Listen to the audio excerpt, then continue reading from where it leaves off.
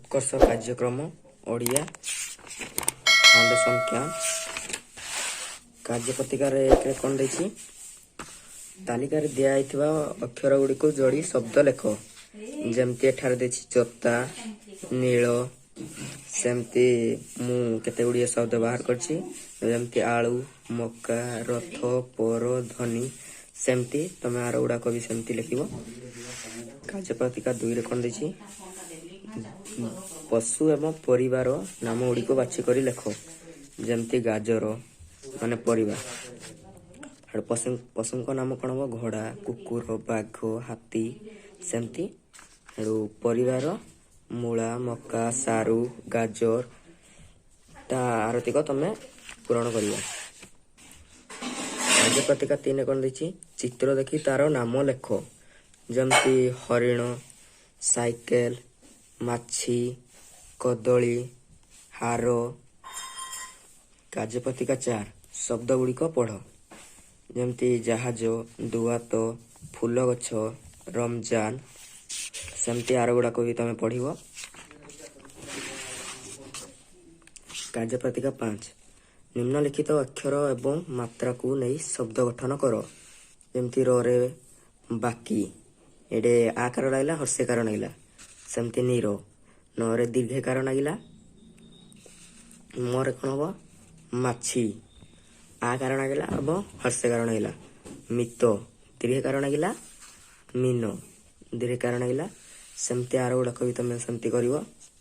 कार्यपत्रिका 6 चित्र देखी अक्षर गुड़िक सजाई शब्द लेख जमती देछि आठेकु ठेकुआ ताछ छता लोके साई साइकेल हिब बही सामू मूसा दलबा बादल।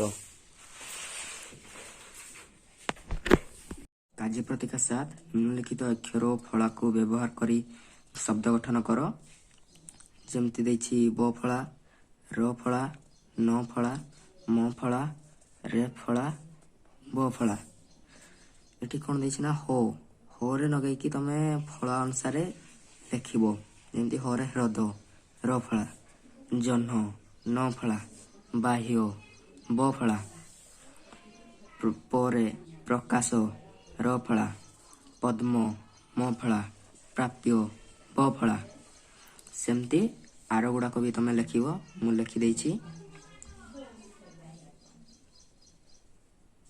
कार्यपत्रिका 8 को जीवा निम्नलिखित वाक्य गुड़ी को पढ़ मोहन बगीचा को गला काली राखी पूर्णिमा थिला रमण माठिया तैयारी करूथिला मनोज घरे थिला सेमती तमें एगुड़ा को भी पढ़िबो। कार्यपत्रिका 9 चित्र देखी शून्य स्थान पूरण कर पिलाटी डैश रे भिजुची कौन हम पिलाटी वर्षा रे भिजुची तुमे डैश खाओ तुमे आंब खाओ डैश जंगल को गला हाथी जंगल को गला मोहन डैश नहीं करी आनी आसिला मोहन पद्म फूल नहीं करी आसिला लीना डैश धरुची लीना प्रजापति धरुची आ डैश मामू सरग शशी आ जह्न मामू सरग शशी। कार्यपत्रिका 10 निम्नलिखित वाक्य गुड़ी को पढ़ राम बजार जाउअछि राजा आंब खाउथिला छेली घास खाउथिला दीपक पालंग साग आनिला सेमती तमे एरा अभ्यास करिवो पढ़िबा को। कार्यपत्रिका 11 शब्द गुड़िक सजाड़ी खाली स्थान रे वाक्य लेख कौन देछि नाचुतिला जंगल रे मयूर तो कौन हबो मयूर जंगल रे नाचुतिला दौड़ुछि घोड़ा कौन हबो घोड़ा दौड़ुछि मोर एहिटी पेंसिल कौन हबो एहिटी मोर पेंसिल घास गाई खाए गाई घास खाए फल बजाररू मोहन आनिला मोहन बजाररू फल आनिला काऊ माठिया काऊरू पानी पीला काऊ माठियारू पानी पीला। कार्यपत्रिका 12 ନିମ୍ନଲିଖିତ ବାକ୍ୟ ଗୁଡ଼ିକ ପଢ଼ି ସେଥିରେ କ୍ରିୟା କାମ ସୂଚାଉଥିବା ପଦକୁ ଗୋଲ ବୁଲାଅ। ଯେମିତି ମୁଁ କରିଛି, ଗୀତା ଛାତ ଉପରେ ଫଳ ଖାଉଅଛି। କାମ ସୂଚାଉଥିବା ହେଉଛି ଖାଉଅଛି। ବାଳକ ଡେଇଁ ଡେଇଁ ନାଚୁଅଛି, ତ ଏଇଟା ହେବ ନାଚୁଅଛି। ସୀତା ଆଜି କବିତା ପାଠ କରୁଅଛି। ସେମିତି ତମେ ଏଇଗୁଡ଼ାକ ବି କରିବ। କାର୍ଯ୍ୟପତ୍ରିକା 13 ସୂତ ଲିଖନ ଲେଖ। ଶିକ୍ଷକ କାର୍ଯ୍ୟପତ୍ରିକା 12ରେ ଥିବା ବାକ୍ୟ ଗୁଡ଼ିକ ସୂତ ଲିଖନ ରୂପେ ଡାକିବେ। ମାନେ ଶିକ୍ଷକ ଏଇ 12ରେ ଥିବା ଏଇ ଗୀତଟା ମନେ ରଖିକି ଶିକ୍ଷକ ସ୍କୁଲ ଶ୍ରେଣୀରେ ଏହା ଆଲୋଚନା କରିବେ। କାର୍ଯ୍ୟପତ୍ରିକା 14 ନିମ୍ନଲିଖିତ ବାକ୍ୟ ଗୁଡ଼ିକ ପଢ଼ ଓ ବିଶେଷ ନାମ ସୂଚାଉଥିବା ପଦକୁ ଗୋଲ ବୁଲାଅ।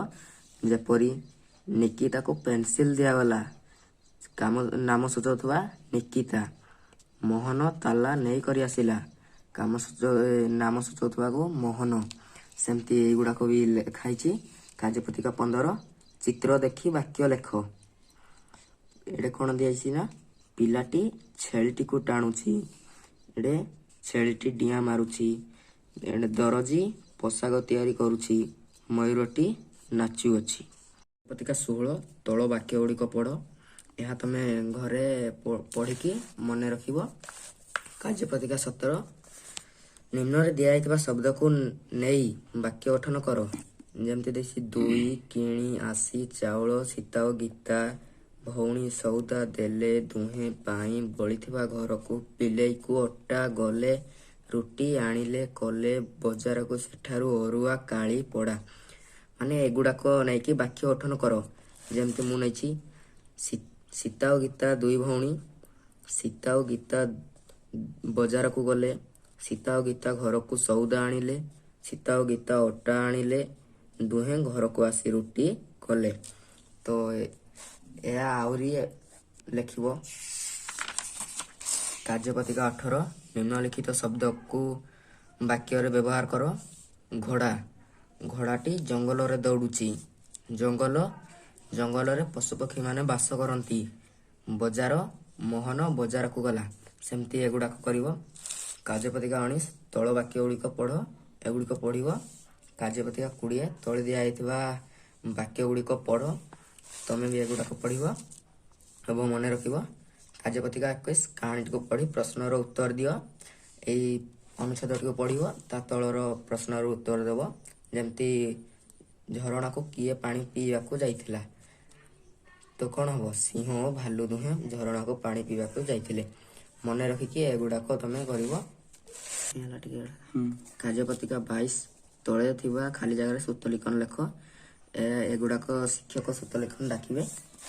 କାର୍ଯ୍ୟପତ୍ରିକା 23 କାହାଣୀ ପଢ଼ ଏବଂ ପ୍ରଶ୍ନର ଉତ୍ତର ଦିଅ। କାହାଣୀଟିକୁ ପଢ଼ିବ ଭଲ ଭାବରେ, ମନେ ରଖିବ ଏବଂ ପ୍ରଶ୍ନର ଉତ୍ତର ଦେବ। କାର୍ଯ୍ୟପତ୍ରିକା 24 ତଳ ଚିତ୍ର ଗୁଡ଼ିକୁ ଦେଖି 2ଟି ବାକ୍ୟରେ ଲେଖ। ଗୋଟିଏ ଲୋକ ଜିଲାପି ଛାଣୁଅଛି ଓ ଜଣେ ଓଜନ କରି ବିକୁଅଛି। ଏଠି କ'ଣ ଦେଇଛି? 2ଟି ଠେକୁଆ ଖେଳୁଛନ୍ତି ଓ ଗୋଟିଏ ଠେକୁଆ ଗାଜର ଖାଉଛି।